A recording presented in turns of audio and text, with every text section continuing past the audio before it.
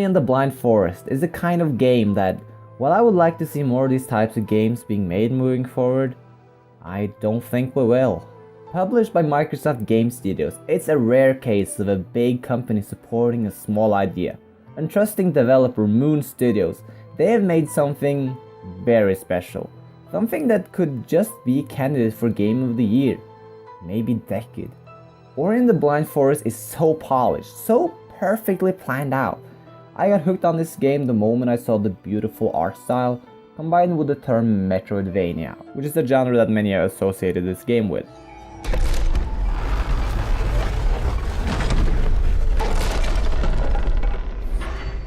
I don't know how Microsoft would come to support a tiny little Metroidvania style game like this.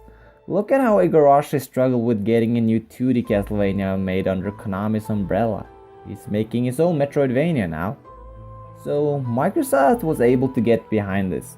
In an age where the biggest corporations only survive on annual AAA rehashes, it's quite a miracle, and that's why I think we sadly won't see that many of these games in the future. It's the sad truth. But then again, who knows? So this is Ori and the Blind Forest. You play as Ori. You don't get to know where you came from or what creature you are.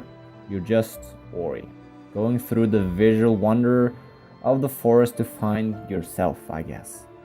Something like that. The hand-drawn art style looks like it could be taken directly from a Disney movie. Or some say Miyazaki. Because one of the characters look like Totoro, right? I thought Rayman Legends was the best looking 2D game ever. Until I saw this.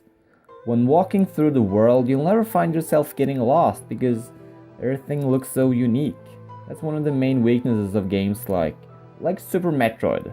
Although that game has a minimap in the corner, which is lacking in Ori, so that means you have to continuously bring up the map to see where you're going. It's just one of the very few negatives I have about Ori and the Blind Forest. Again, with the way the map works, just think of Super Metroid. It's an enormous maze, and you will find yourself backtracking. A lot. But that's the charm of the Metroidvania genre. Finding upgrades and then coming back to earlier places to unlock new hidden paths. Although this game is a little more narrated than Metroid, there's also more emphasis on platforming than combat. And just be prepared for a more lighthearted fantasy experience rather than the dark sci-fi of Metroid. So it's not Axiom Verge similar to Metroid, but it is pretty close, but in a good way. It blends platforming, combat, and exploration in a very balanced way. The platforming is perfect because of both controls and level design. Wall jumping doesn't feel awkward like in Super Metroid, and you'll always find yourself unlocking new abilities that spice up the platforming even more. I would like to say the same thing about combat, but it just comes off as kind of weird. You aim automatically, so it ends up being more about timing and upgrading than anything else. Early on, when you're weak, you'll find yourself dying a lot, but after some upgrades you'll be pretty much indestructible.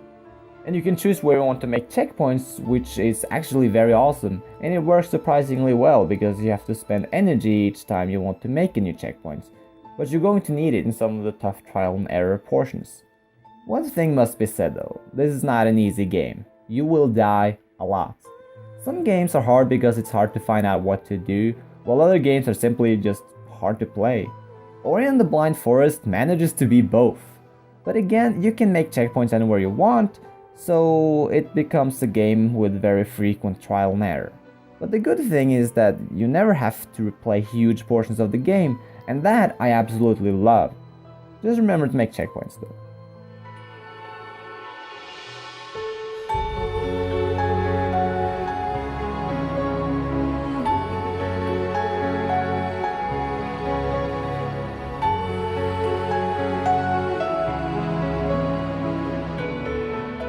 So, here comes the final verdict on Ori and the Blind Forest.